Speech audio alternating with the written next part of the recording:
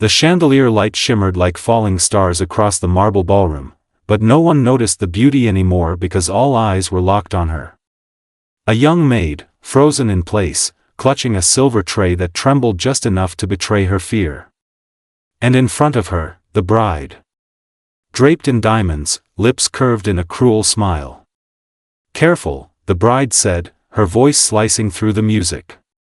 "Some people are meant to serve, not to exist in spaces like this." A ripple of uneasy laughter spread through the guests. But then, the groom stood up. And what he said next made the entire room go silent. The maid's name was Elena. She wasn't supposed to be noticed. Dressed in a simple black uniform, her hair tied neatly at the back, she moved quietly between tables, like a shadow no one acknowledged. But her eyes, they told a different story. Calm. Observant. Deep. Like someone who had seen more than she let on. Elena worked double shifts just to support her younger brother. Every step she took tonight carried the weight of responsibility, not embarrassment. She didn't resent the rich, she simply lived in a different world. A world where kindness mattered more than status. Across the room stood the bride, Victoria Hale. The daughter of a powerful business tycoon. Her gown was custom-made, stitched with threads that cost more than Elena would earn in a year. Her posture radiated control, her smile practiced and sharp. Victoria didn't just believe she was better than others. She knew it. And tonight, she intended to remind everyone. Then there was the groom, Daniel Carter. Quiet. Composed. Watching everything. Unlike Victoria, he didn't crave attention. His suit was elegant but understated, his gaze thoughtful rather than proud. There was something about him, something restrained. As if he was waiting for the right moment. The ceremony had been flawless. Perfect vows. Perfect music. Perfect smiles. But perfection has a way of hiding cracks. As the reception began, laughter filled the hall, glasses clinked, and soft music wrapped around conversations like silk. Elena moved gracefully through the crowd, balancing trays, refilling glasses, making sure no one noticed her presence too much. Until a guest bumped into her. A single glass tipped. Red wine spilled across the edge of Victoria's pristine white gown. The room inhaled sharply. Time froze. Elena's breath caught in her throat.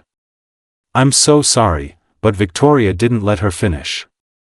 "Oh, of course you are," she said coldly, staring down at the stain. "That's all people like you ever say, isn't it?"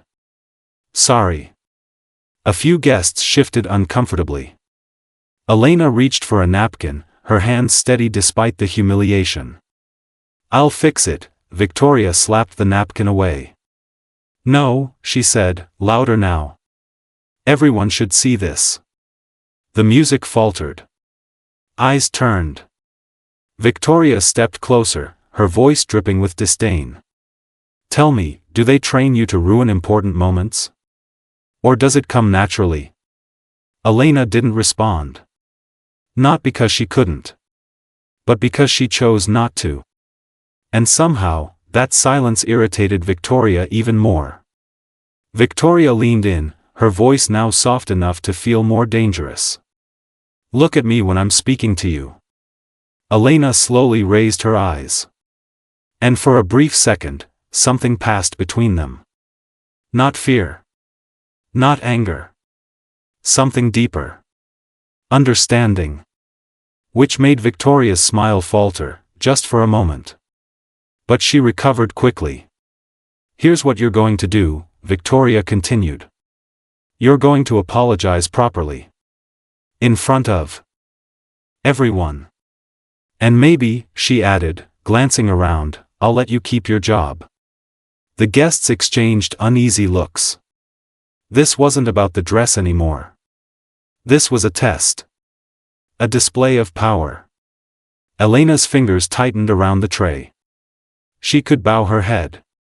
Apologize again. End it. That would be easier. Safer. But something inside her resisted.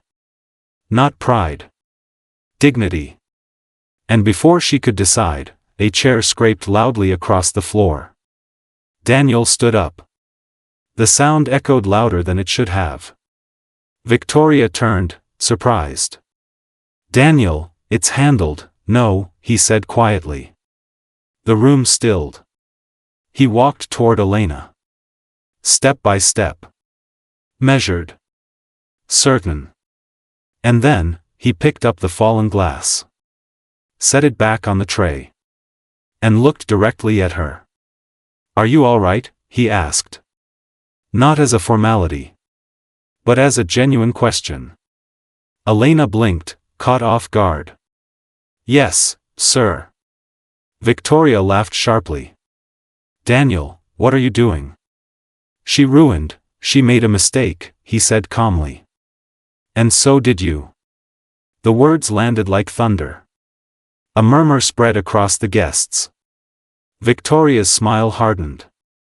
"Excuse me?" But Daniel didn't look at her. He was still looking at Elena. And in his eyes, there was recognition. Victoria stepped closer, her voice tight. "You're defending her? In front of everyone?" Daniel finally turned. "Yes." A long silence followed. The air felt heavier now. Charged. "Why?" Victoria demanded. And that's when Daniel said something no one expected. "Because I know who she is." The room leaned in. Elena's breath caught. Victoria let out a small, disbelieving laugh. "Oh, this should be interesting." Daniel's gaze softened slightly as he looked at Elena. Then he turned back to the crowd. 3 years ago, he began, my company nearly collapsed." Guests exchanged glances. Some recognized the story. But not all of it. "I lost everything overnight. My accounts were frozen. My partners walked away." He paused. "I was stranded. No money. No connections. No identity anyone respected." Victoria's expression shifted, just slightly. "I ended up in a small roadside cafe," Daniel continued. "Hungry. Desperate." His voice lowered. "And invisible." Elena's grip tightened. She remembered. The guests held their breath. Because suddenly, this wasn't just a wedding anymore. It was a story. And they were only beginning to understand it. Daniel turned fully toward Elena. "She was there," he said. A ripple passed through the room. "She didn't know who I was. Didn't care," he added. "All she saw was someone who needed help." Elena's eyes shimmered, but she stayed silent. "She gave me food. Paid for it herself. And when I tried to thank her," he smiled faintly. "She said, 'You don't owe me anything. Just don't forget what it feels like to need kindness.'" The room fell completely still. Victoria's face had gone pale. Daniel stepped closer to Elena that moment, he said softly, "Changed everything." He turned back to the guests. "I rebuilt my company. Stronger than before." A pause. "But I never forgot her." He reached into his pocket. And pulled out a small, worn receipt. "I kept this," he said. "As a reminder." Victoria's voice trembled. "Daniel, what does this have to do with?" "It has everything to do with this," he interrupted. Then, gently, he placed the receipt on Elena's tray. Daniel took a deep breath. "I didn't choose this wedding for business," he said. "I chose it, to reveal the truth." The room leaned forward again. His voice steadied. "I was looking for someone who valued people, not status." Victoria froze. "And tonight," he continued, "you showed exactly who you are." Silence. Heavy. Unforgiving. Daniel turned to Elena. Not just kind, he said quietly. But strong enough to stay kind, even when it's hard. He extended his hand. Not as a gesture of charity, but of respect. Elena hesitated. The entire room watched. This was her moment. Her choice. And slowly, she placed her hand in his. Gasps echoed through the hall. Victoria stepped back, her perfect world cracking in real time. You can't be serious, she whispered. Daniel didn't look at her. I am. He turned to the guests one final time. We spend so much time measuring people by what they have, he said. We forget to ask who they are. His gaze softened as it returned to Elena. And sometimes, the richest person in the room, a pause, is the one no one noticed. The music never resumed. The celebration never recovered. But something else filled the space instead. Something quieter.